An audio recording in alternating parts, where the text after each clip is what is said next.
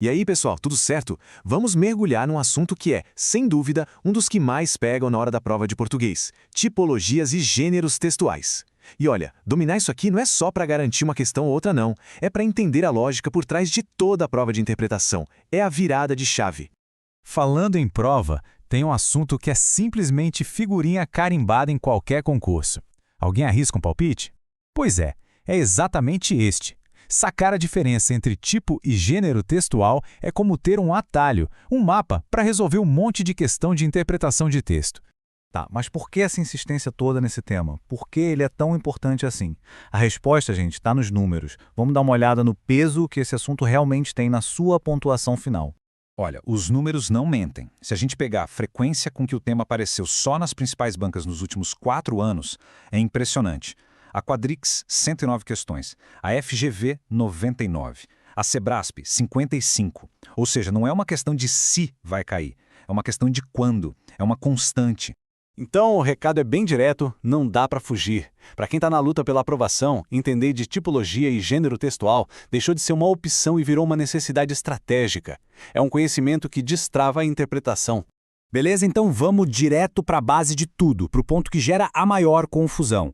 Qual é, de uma vez por todas, a diferença entre tipologia e gênero textual? Vamos resolver isso agora. A verdade é que é mais simples do que parece. Pensa assim, a tipologia é a forma, é o esqueleto do texto, a estrutura por dentro, é o como o texto se organiza. Já o gênero é o uso, é como esse texto funciona na vida real, numa situação de comunicação. Por isso que as tipologias a gente conta nos dedos, são poucas e bem definidas. Agora, gêneros, nossa, são quase infinitos. Uma notícia, uma receita, um e-mail, até um meme. Agora que a gente já firmou essa base, vamos começar a construir o prédio do conhecimento. Bora decifrar os principais tipos textuais. Eles são os pilares para uma interpretação de texto confiante. Começando pelo mais famoso da turma, o tipo narrativo. A missão dele é bem clara: contar uma história. Se o texto tem personagens que estão vivendo ações num certo tempo e lugar, pronto, é uma narração. O foco total é no desenrolar dos fatos. Em seguida vem o tipo descritivo. A melhor forma de pensar nele é como um pintor. Só que, em vez de tinta, ele usa palavras. O objetivo é criar uma fotografia mental, um retrato super detalhado de alguma coisa, de alguém ou de um lugar. Aqui o foco não é na ação, é nos detalhes, nas características. Agora o tipo expositivo. Aqui a função é uma só: informar. É apresentar dados, fatos, conceitos. A palavra de ordem é objetividade. O texto expõe um assunto, mas atenção, ele não tenta convencer ninguém de nada, ele só mostra. E aí a gente tem o tipo injuntivo, que também é conhecido como instrucional. É o texto que dá uma ordem, um conselho, uma instrução. O objetivo é guiar quem está lendo a fazer alguma coisa. Sabe manual de montagem de móveis, receita de bolo, regra de jogo? Tudo isso é tipo injuntivo em ação. De todos os tipos que a gente viu, tem um que merece uma atenção especial, porque ele é a chave para desvendar muitas das questões mais difíceis da prova. Vamos focar agora no texto argumentativo. E aqui, pessoal, está uma das maiores fontes de pegadinhas de concurso. A diferença entre expor e argumentar está toda na intenção. O texto expositivo só quer informar, ele apresenta os fatos de forma neutra.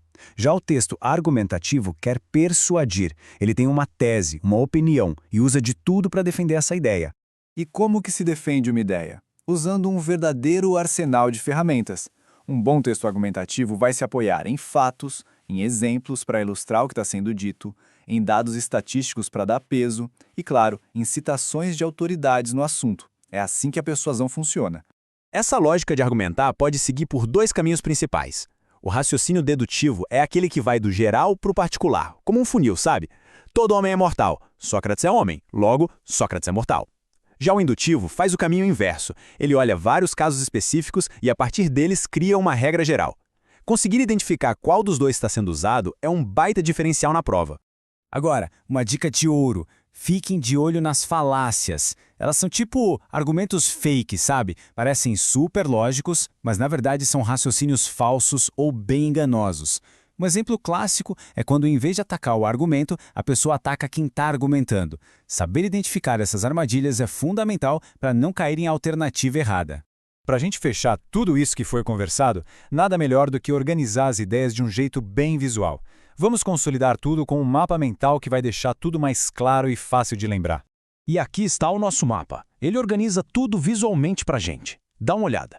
À esquerda, os tipos mais criativos, como a narração, com seus elementos de personagem, tempo, espaço, e a descrição, que é a tal fotografia em palavras. Já à direita, temos os tipos mais funcionais, o expositivo, que só informa, o injuntivo, que ensina a fazer, e o queridinho das bancas, o argumentativo, que quer convencer. Percebam que dentro dele a gente destacou as ferramentas, como dados e exemplos. Usem esse mapa para revisar, ele ajuda muito a conectar as ideias. Para fechar, a dica final, a mais importante de todas. Quando aparecer um texto na prova, antes de qualquer coisa, é preciso se fazer a pergunta-chave.